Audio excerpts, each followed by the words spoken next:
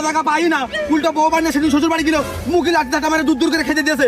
2 মাস যাতে পারলে নাই, 2 মাস মনে হয় 14-15 দিনের বিয়ের ব্যাস।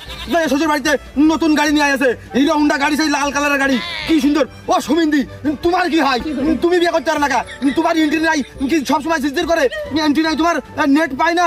ও শালা, তুমি বিয়ে করো না কেন? হে সেম সম্পূর্ণ সেম। যেরাম কলি আব্বার কাছে যে কলি বিষয়টা ভালো হইতো না, একবারে সহজে যাইতো। সেম এর আমি একটু কইতে হয় আউড়ি ফুরবা না।